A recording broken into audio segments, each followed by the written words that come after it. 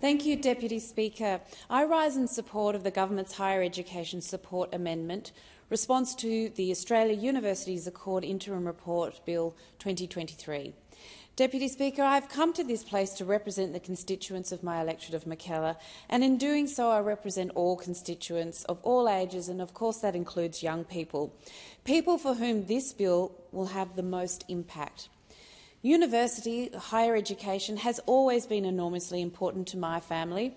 In the 1930s, my grandmother, then Dorothy Arnott, was the second woman ever to graduate from veterinary science at Sydney University. I've also been extremely fortunate to benefit from Australia's world-class tertiary education system. However, I recognise the immense privilege it is to be able to undertake tertiary education. I also believe it must never be something that is only available to the privileged, and so I support this bill as it builds greater inclusivity and equity into our higher education system. Tertiary education provides an unparalleled opportunity for both personal enrichment and is an invaluable investment in the future of our nation. So it is incumbent upon us here in this place to ensure that our universities remain relevant, robust and respected institutions for future generations. But most importantly, we must ensure they are accessible for people of all backgrounds and all walks of life. And that's what this bill seeks to do. With this bill, the government seeks to implement two of the most pressing interim recommendations of the Australian Universities Accord. The Australian Universities Accord is the review that has been undertaken to ensure that Australia's tertiary education system is fit for the demands of the 21st century. Young people in 2023 are facing extraordinary challenges. Intergenerational inequality is real and it is increasing. Cost of living pressures are hurting them, and more as inflation kicks in, including the booming cost of renting and the ballooning HECS debts. Add to that the uncertain future of a world facing climate breakdown. Higher education is a critical area where we in this House must build policy that supports and gives a leg up to our young people. Our higher education system must not only meet the needs of the nation and the future workforce, it must also meet the needs of the people in the system, both the students and the academics and the support staff. To that end, it must be inclusive, relevant, supportive and of a quality equal to anything anywhere else in the world. Campuses must also be safe places for our young people to study and socialise. In November 2022, the Minister for Education, to his great credit, commissioned a 12-month review into Australia's higher education system, led by a panel of eminent Australians. It's the Australian Universities Accord. The Minister's stated objective of this review is to improve the quality, accessibility, affordability and sustainability of higher education in order to achieve long-term security and prosperity for the sector and the nation. These are noble aims. During this process, the Minister has ensured that the crossbench has been kept up to date on progress of the Accord, and I'd like to thank him for that. This week, the Minister has also arranged for the crossbench to be briefed by the eminent Professor Mary O'Kane, chair of the panel. These briefings are extremely helpful, and the collaborative approach of the Minister on such a critical issue is indeed appreciated and respected. It has been wonderful to hear from Professor O'Kane, who has led a panel who so ardently believe in the benefits of higher education to individuals, to society and to the nation. To quote the panel, "A high-quality and equitable higher education system is now a must-have for Australia, and there can be no room for complacency. To successfully tackle our big national priorities, including lifting economic productivity, making a clean energy transition, building a caring society, meeting the defence and security challenges of our region and strengthening our democratic culture, our higher education sector must become much stronger." The interim report of the Universities Accord was released last month.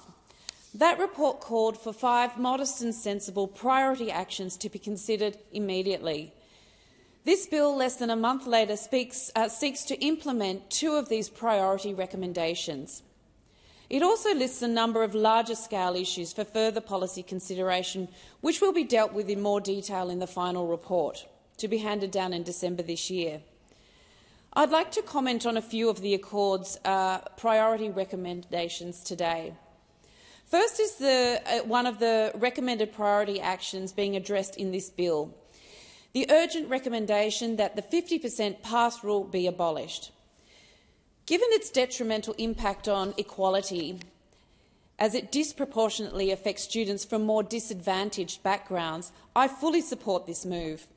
Most of the students affected by this rule have been from underrepresented groups, including First Nations students, who are around twice as likely to be affected as other students. The rule requires that students pass 50% of their units of study to continue to be eligible for Commonwealth assistance for their fees. Of course, without that assistance, very few students would be able to afford to continue university. However, the early years of university, as many of us know, are a time of immense change and challenge and can be incredibly stressful. The pressure of living away from home, cost of living, the health issues, work demands, study demands, new relationship demands are just some of the many reasons young people may struggle to achieve in the early years of university. To cut off a young person's dreams in this way is simply not fair. With this bill, the government will rightly remove this harsh and arbitrary rule. At the same time, the government has promised increased intervention and support and reporting on student progress, the idea being to help them when they're struggling rather than kick them out. Again, this is a sensible and practical investment in our young people, and as I explained earlier, starting university can involve significant adjustment stress for students, especially those from lower socioeconomic backgrounds who have never been in an environment like university before and who don't have the family financial resources to fall back on. These are the very students whose participation in tertiary education we should be fostering rather than impeding. In a similar vein, the report identifies as its 3rd priority action that all First Nations students must be eligible for a funded place at university. In other words, despite any caps on the number of students who can ordinarily be accepted for a course, all First Nations students who achieve the necessary grades will be given a place. This guarantee already applies to regional and remote area First Nations students, but not metropolitan ones, and it must. University will not be free for these students. They will still be part of the HECS help system, and it will not adversely affect any other students because it is in addition to current arrangements. We know that higher education outcomes are fundamental to closing the gap. The Uluru Statement of the Heart contains the aspiration that First Nations children will walk in 2 worlds and that their culture will be a gift to their country. The gap that exists in First Nations tertiary attainment needs to be closed. This is one step towards that aim. Another priority action of the interim report has identified is to improve university governance. When the interim report talks about governance, the basic idea is that higher education institutions need to be better, safer places to work and to learn. To make higher education institutions better places to work, they need greater funding security. Because of funding insecurity, many universities are only able to offer short-term contracts and rely on a highly casualised workforce. This is just not good enough. Our academics have dedicated their lives to the pursuit and handing down of knowledge. With their qualifications, many, if not most, could have had much higher paying and more stable careers in other industries. Despite this, they remain committed to research, to knowledge building, to educating and to bettering our society. As the report states, the funding of higher education and its workforce structure, these are inextricably linked. Workforce instability in the sector threatens the quality of our institutions. and as in other sectors, the casualisation of the roles disproportionately affects women. Particularly appalling was the treatment of our university staff, our Brains Trust, the treatment that they received during the pandemic by the former government.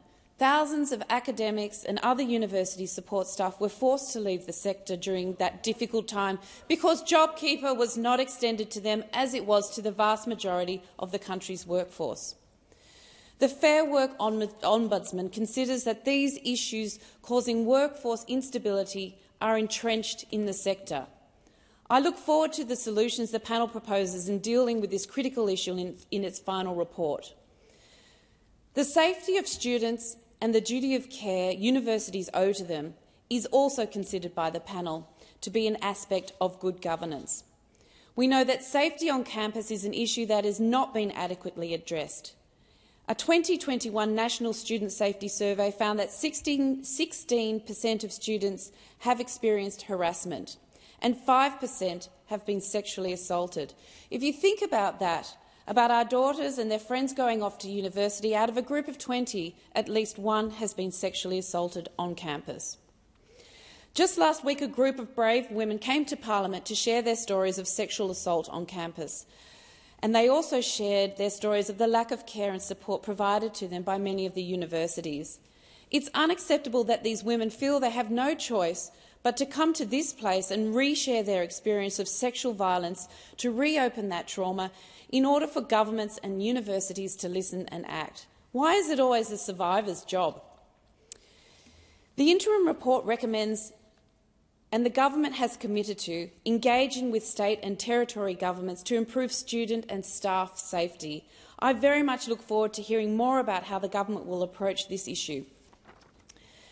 In conclusion, I would like to applaud the work already done by the Universities Accord panel and the work they have signalled they will move on to. To anyone interested in higher education in this country who believes in its transformative power, I commend the report to you.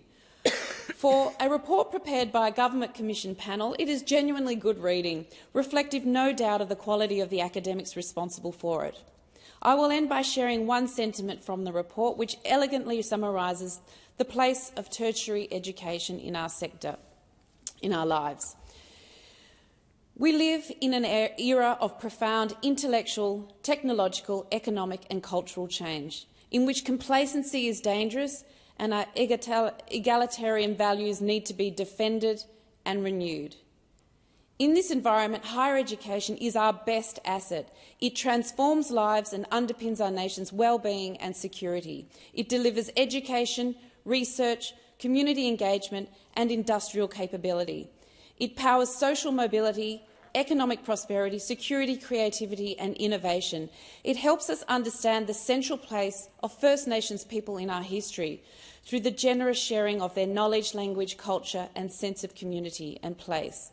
Higher education does all this and more by creating new knowledge, dispersing it widely and applying it to the many welcome and unwelcome challenges that confront us. Thank you.